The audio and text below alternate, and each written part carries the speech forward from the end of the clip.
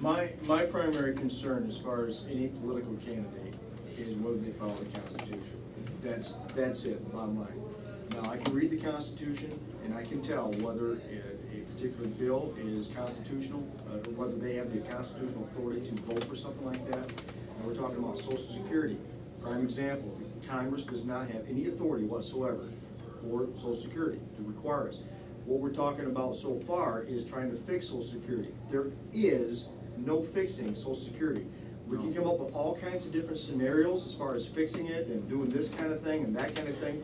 There is no fixing it. It has to be phased out. The healthcare bill that was passed, my biggest concern right now, as far as putting anybody in office, is are they going to introduce legislation to repeal the bill? I won't support anybody that says, well, we need to fix healthcare, because A, it's not Congress's job to fix healthcare.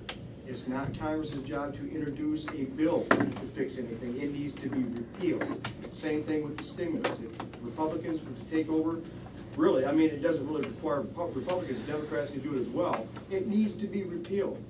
Congress does not have any authority whatsoever to pass a 2,000-page healthcare bill or a stimulus bill or anything else. That's the problem right now. That's why you see so many problems right now in America, is that people are protesting the fact that government is taking over everything.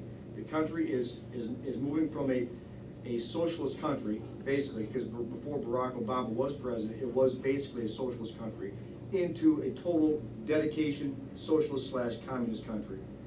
And that's my main concern. And I'm middle of my life right now, close to 50, and I know that myself, I'm not going to have Social Security when I retire. It's not going to be there. That's reality. I understand that. It doesn't matter who tells me anything as far as Social Security, it's not going to be there. Government does not solve anything. All it does is make the problem worse. Right. That's my concern. Now, I voted for you in a primary. Thank you. You made a right vote. But the thing is that every town hall meeting that Mark Schauer has, which was like his first couple of months in office, I went to.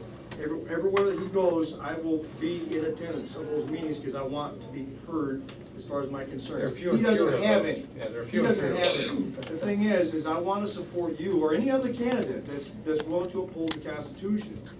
I will do that as long as you uphold the Constitution. I mean in the strictest terms. So I don't know if you want to respond to that, you're more than welcome to, but that's my main concern as a citizen, and I do thank you for the opportunity to at least voice it to somebody.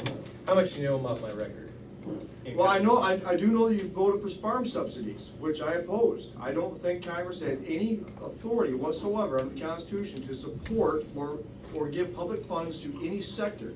Now, we can make an argument as far as, well, we need farms and all this kind of stuff, we need the auto industry and so on and so forth, but that's a violation of the Constitution because you're basically protecting certain segments of the economy over I appreciate that, but we do live in reality too. And, Well, and reality. But let me just finish this. To move away from subsidy means you have to move away from subsidy. But in order to do that, it sometimes takes some time to do it. We reduced subsidies in that farm bill. We made it significantly better than it was before and moved the direction that I think a lot of farmers want to be. Simply small business people that live like everybody else and get the dollar for their product that they ought to get as a business person. Not with established prices by the government, not with mandates, and not with subsidies. But to get to that point, and I don't want to go into debate on that tonight, it would take us forever. But to get to that point, you don't do it overnight. Why? Because you got 435 voters in Congress.